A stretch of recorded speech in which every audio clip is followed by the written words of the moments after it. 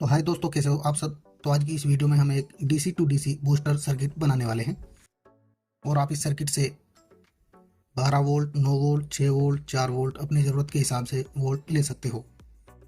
और दोस्तों एक बात आपको और बता दूं कि इसमें कोई भी हीटिंग की प्रॉब्लम नहीं है, क्योंकि जब हम बूस्ट सर्किट को इस्तेमाल करते हैं तो उसके अंदर जो ट्रांजिस्टर लगा होता है वो हीट होने लगता है, लेकिन हमारे इस सर्किट के अंदर ऐसा कुछ नहीं है। तो चलिए इसको बनाना सीख लेते हैं और देखते हैं कि इस बूस्टर सर्किट के अंदर कौन कौन से कंपोनेंट्स लगेंगे। तो सबसे पहले हम यहाँ पे एक BD 140 का एक ट्रांजिस्टर लेंगे। ये PNP ट्रांजिस्टर है और आप इसके पिन आउट देख सकते हो। एमीटर, कलेक्टर और बेस, ये इसके पिन आउट है। उसके बाद हमें एक इंडक्टर कोइल लेनी होगी और इस कोइल को आप पुराने LED बल्ब के सर्किट से निकाल सकते हो, और जो पुरानी CFL का सर्किट है आप उससे भी इस कोइल को निकाल सकते हो। इसको ड्रम कोइल भी बोलते हैं। तो हमें इस प्रकार की एक इंडक्टर कोइल लेनी होगी। उसके बाद हमें एक कैपेसिटर लेना है। ये 330 UF 63 वोल्ट का कैपेसिटर है और आपको 63 वोल्ट का कैपेसिटर ही यहाँ पे लेना होगा। UF चाहे आपके कुछ भी रहें, लेकिन आपके वोल्ट यहाँ पे 63 वोल्ट ही होने चाहिए। उसके बाद हमें एक BC 547 का ट्रांजिस्टर लेना है और इसके पिन आउट आप देख सकते हो। कलेक्टर, बेस और एमीटर, ये इसके पिन आउट है। उसके बाद हमें एक 4007 डायोड लेना है और इसके एनोड और कैथोड को आप देख सकते हो। जो इसकी सिल्वर लाइन है उसको हम कैथोड बोलते हैं और जो इसका ब्लैक साइड है उसे हम एनोड बोलते हैं। उसके बाद हमें यहाँ पे जेनर डायोड लेने हैं। आपको जितने वोल्ट इस बूस्ट सर्किट से लेने होंगे उसी प्रकार से हमें यहाँ पे जेनर डायोड की ज़रूरत पड़ेगी। आप यहाँ पे 4 volt, 5 volt, 6 volt, 7 volt, 12 volt, 20 volt तक का भी जेनर डायोड इस्तेमाल कर सकते हो। उसके बाद हमें एक 220K रजिस्टर लेनी होगी। उसके बाद हम एक 100K की रजिस्टर लेंगे। उसके बाद हम एक 560 ओम की रजिस्टर लेंगे और इस बूस्ट सर्किट को पावर देने के लिए हम एक 3.7 वोल्ट की बैटरी का इस्तेमाल करेंगे। तो चलिए दोस्तों इस बूस्ट सर्किट को बना लेते हैं। उसके बाद हमें BD 140 ट्रांजिस्टर लेना है और इसकी एमीटर पिन के साथ में हम इस इंडक्टर कोइल का कोई भी एक पॉइंट सोल्डर कर देंगे। तो आप देख सकते हो मैंने इस इंडक्टर कोइल का एक पॉइंट इस ट्रांजिस्टर की एमीटर पिन के साथ में सोल्डर कर दिया है। उसके बाद दोस्तों हमें एक 100K की रजिस्टर लेनी है और एक 560 ओम की रजिस्टर लेनी है और हम इन दोनों रजिस्टर को यहाँ पे आपस में सोल्डर कर देंगे। तो आप देख सकते हो मैंने इन दोनों रजिस्टर को आपस में सोल्डर कर दिया है। उसके बाद दोस्तों हम इन दोनों रजिस्टर को इस ट्रांजिस्टर की बेस और कलेक्टर के साथ में सोल्डर कर देंगे। और सोल्डर करते समय आपको एक चीज़ का ध्यान रखना है, जो रजिस्टेंस हमें बेस पे सोल्डर करनी है वो 100K की रजिस्टर है और जो रजिस्टर आपको इसके कलेक्टर पे सोल्डर करनी है वो 560 ओम की रजिस्टर है। तो आपको इस चीज़ का ध्यान रखना है। तो मैं इनको सोल्डर कर लेता हूँ। तो आप देख सकते हो मैंने इनको सोल्डर कर लिया है। उसके बाद दोस्तों हमें एक 220K की रजिस्टर लेनी होगी और इस रजिस्टर को हम इस ट्रांजिस्टर की बेस पिन के साथ में सोल्डर करेंगे। तो आप देख सकते हो मैंने इस 220K की रजिस्टर को इस ट्रांजिस्टर की बेस पिन के साथ में सोल्डर कर दिया है और इस रेजिस्टेंस का दूसरा पॉइंट हम इस इंडक्टर कोइल के इस पॉइंट के साथ में सोल्डर कर देंगे।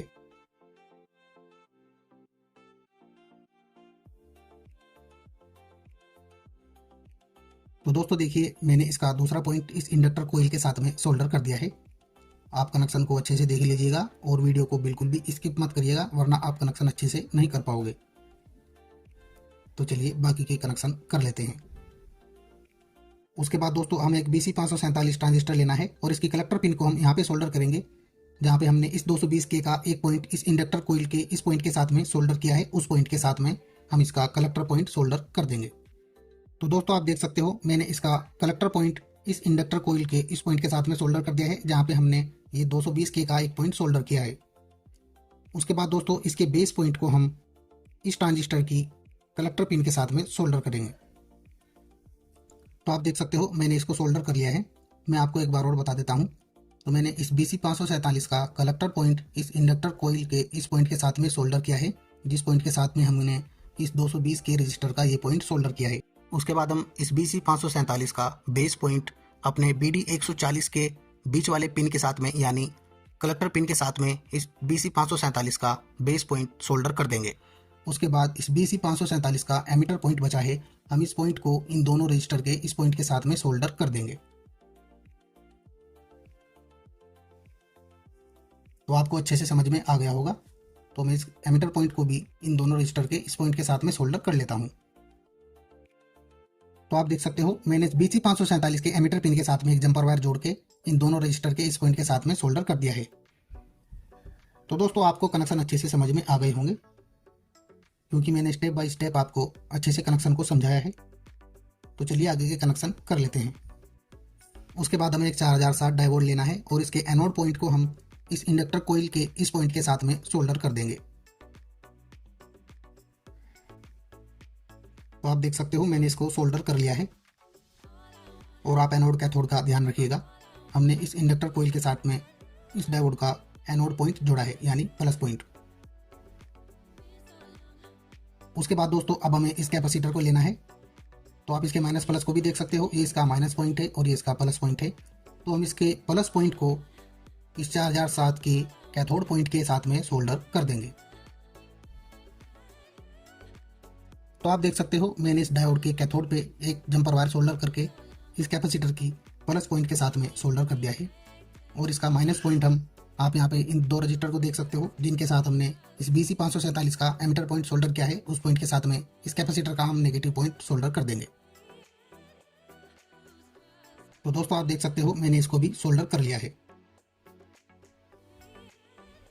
उसके बाद दोस्तों देखिए हमें जेनर डायोड ले लेने हैं। और आप इस जेनर डायोड के इस साइड में ब्लैक पट्टी देख सकते हो, ये इसका कैथोड पॉइंट है, यानी माइनस का पॉइंट। तो हम इस जेनर के इस ब्लैक पट्टी साइड को इस कैपेसिटर की पॉजिटिव पिन के साथ में सोल्डर करेंगे। और इसकी ये दूसरी साइड है जो कि एनोड है यानी प्लस है, इसको हम माइनस के साथ में यहाँ पे सोल्डर करेंगे। तो मैं इनको सोल्डर कर लेता हूँ। तो दोस्तों हमने जेनर डायोड को भी यहाँ पे सोल्डर कर लिया है। अब हम इस सर्किट को पावर देंगे। पावर देने के लिए मेरे पास ये 3.7 वोल्ट की बैटरी है। तो इसके प्लस वायर को हम इस BD140 के पहले पॉइंट के साथ में, यानी एमीटर पॉइंट के साथ में हम इस प्लस वायर को यहाँ पे लगा देंगे। उसके बाद इसके माइनस वायर को हम इस कैपेसिटर के माइनस पॉइंट के साथ में यहाँ पे लगाएंगे। तो हमने इसको लगा दिया है। अब हम इसके वोल्टेज को चेक करेंगे। तो दोस्तों मल्टीमीटर को हम DC 200 वोल्ट पे सेट कर लेंगे। उसके बाद हम इसकी प्रोब को माइनस प्लस के साथ में लगा के इसके वोल्टेज को चेक करेंगे। हम इसकी माइनस प्रोब को डायरेक्ट माइनस सप्लाई के साथ में यहाँ पे लगा देंगे और बारी बारी से हम इसके वोल्टेज को भी चेक करेंगे। तो ये मेरे पास इसकी प्लस प्रोब है, मैं इसको यहाँ पे लगाऊंगा। तो आप मल्टीमीटर में देख सकते हो 28 वोल्टेज हमें मिल रहे हैं। और हम इससे आगे लगाएंगे तो हमें 22 वोल्टेज यहाँ पे मिल रहे हैं। अगर हम इससे आगे लगाएंगे तो हमें 13 वोल्टेज मिल रहे हैं। और हम और आगे लगाएंगे तो हमें यहाँ पे 9 वोल्टेज मिल रहे हैं। तो आप यहाँ से कितने भी वोल्टेज ले सकते हो। तो ये तो हमने इस तरीके से चेक किया है। अब हम इसको एक एक जिनर से इसके वोल्टेज को चेक करेंगे। तो मैं इसकी माइनस प्रोब को एक जिनर के ऊपर लगाऊंगा। तो आप देख सकते हो हमें यहाँ सिंगल जेनर डायोड से 4 वोल्टेज मिल रहे हैं। अब उसके बाद हम इससे अगले पर लगाएंगे तो हमें यहाँ से 9 वोल्टेज मिल रहे हैं। उसके बाद हम इससे अगले जेनर पे लगाएंगे तो हमें यहाँ पे 5 वोल्टेज मिल रहे हैं। तो दोस्तों आप इस बूस्टर सर्किट से कितने भी वोल्टेज ले सकते हो, वो आपके ऊपर है। आप इसके अंदर कितने वोल्ट का जेनर लगाओगे, ये उतने वोल्टेज ही आपको देगा। तो हम पहले 12 वोल्ट चेक करेंगे कि हमारे 12 वोल्ट कहाँ पे आ रहे हैं। तो दोस्तों देखिए हमारे यहाँ पे 13.5 वोल्टेज आ रहे हैं। ये 12 ही हैं, जब इस पे लोड पड़ेगा तो ये ऑटोमेटिकली 12 वोल्ट हो जाएंगे। तो चलिए इससे कुछ LED वगैरह टेस्ट करते हैं। उसके बाद दोस्तों अब मैं आपको एक 12 वोल्ट की LED भी इससे चेक कराऊंगा। तो ये हमारी LED का नेगेटिव वायर है, हम इसको डायरेक्ट नेगेटिव सप्लाई से लगा देंगे। और उसके बाद हमें इस जेनर पे 12 वोल्टेज मिल रहे थे तो हम इसे यहाँ पे लगाएंगे। तो आप देख सकते हो हमारी LED यहाँ पे जल रही है।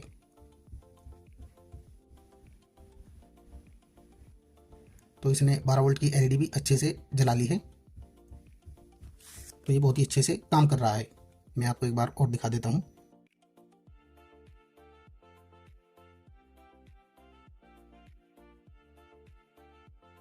तो दोस्तों मैं आपको एक बार और बता रहा हूँ कि इस सर्किट के अंदर आपको कोई भी ट्रांजिस्टर या कोई भी कंपोनेंट हीट होता हुआ नहीं दिखाई देगा।